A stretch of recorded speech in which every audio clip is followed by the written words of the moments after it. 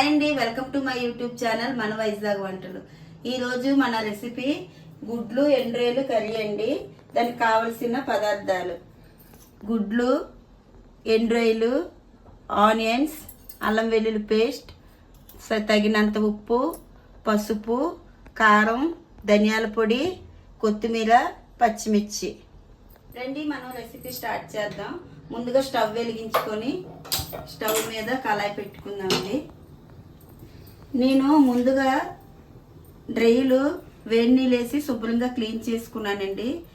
Clean చేసుకుని పెట్టుకున్న డ్రైలు, అలాగే గుడ్లు కూడా ఉడకబెట్టుకొని తొక్కలు తీసి పక్కన పెట్టానండి.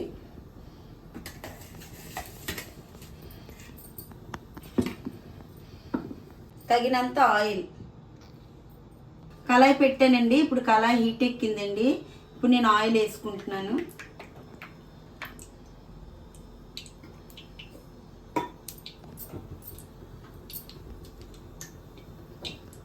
ముందుగా చిటికెడు పసుపు వేసుకుందాం.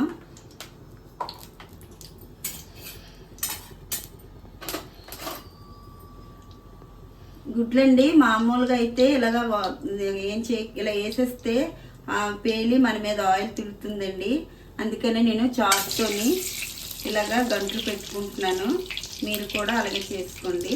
అప్పుడు మన మీదకి ఆయిల్ తుల్లదు, గుడ్డు కూడా పేలినట్టు అనిపించదు. ఇవ్వండి, మీరు కూడా ఇలా చేసుకోండి.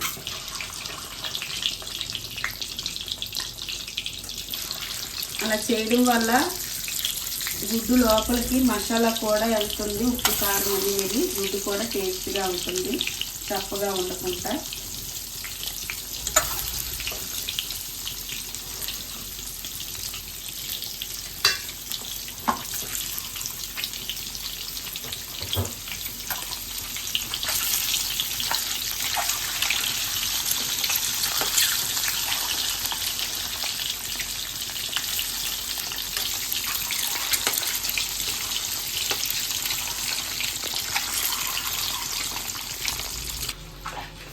ఓకేనండి, మన గుడ్లు అయితే వేగిపోయేవి.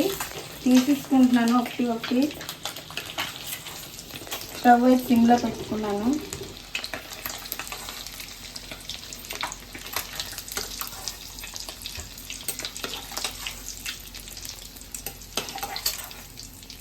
నేను ఉల్లిపాయలు కూడా కట్ చేసి పెట్టుకున్నానండి. ఆ ఉల్లిపాయలు ఇందులోకి వేసుకుంటున్నాను.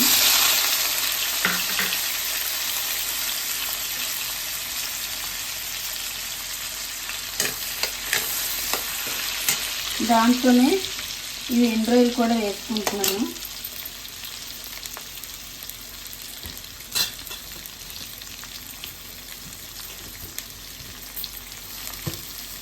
దాంట్లో కట్ చేసి పెట్టుకున్న పచ్చిమిర్చి కూడా యాడ్ చేసుకుంటున్నాను.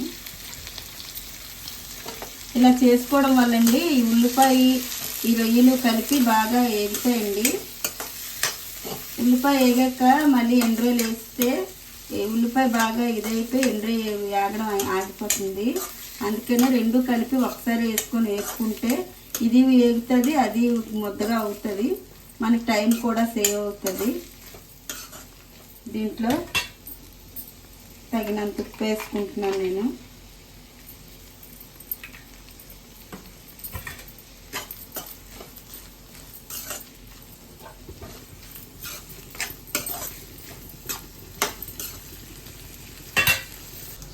ఓకేనండి, ఉల్లిపాయను ఎండ్రాయిలు అయితే వేగిపోయి నేను ఒక స్పూను అల్లం వెల్లుల్లిపాయ పేస్ట్ వేసుకున్నాను.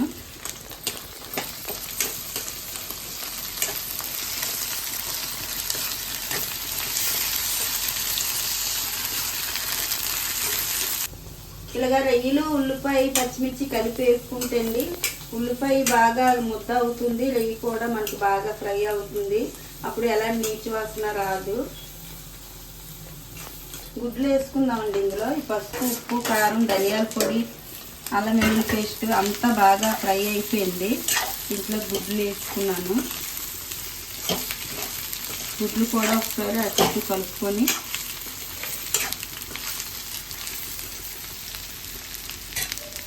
నేను వాటర్ వేసుకున్నాను అండి.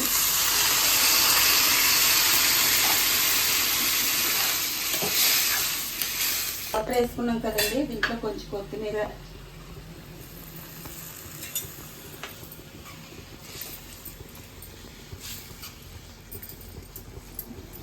బాగా ఒకసారి కలుపుకొని మూత పెట్టేసుకుంటానండి.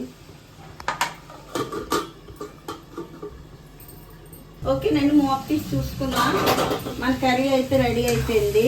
చూడండి, నేను సింపుల్ రెసిపీగా సింపుల్ ప్రాసెస్లో చెప్పానండి. మీరు ఇలాగే చేసుకోండి, చాలా బాగుంటుంది.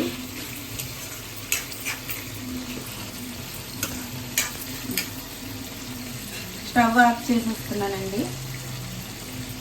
చూడండి, మన గుడ్లు ఎండ్రోల్ కర్రీ అయితే రెడీ అయిపోయింది. నేను దీన్ని సర్వింగ్ బౌల్లోకి తీసుకుంటానండి. ఓకేనండి, మన గుడ్లు ఎండ్రోల్ కర్రీ అయితే అయిపోయిందండి. చాలా సింపుల్ అండి, మీరు చేసుకొని చూడండి. నేనైతే ఇప్పుడు దీన్ని సర్వింగ్ బౌల్లోకి తీసుకున్నాను. టేస్ట్ చూస్తున్నాను.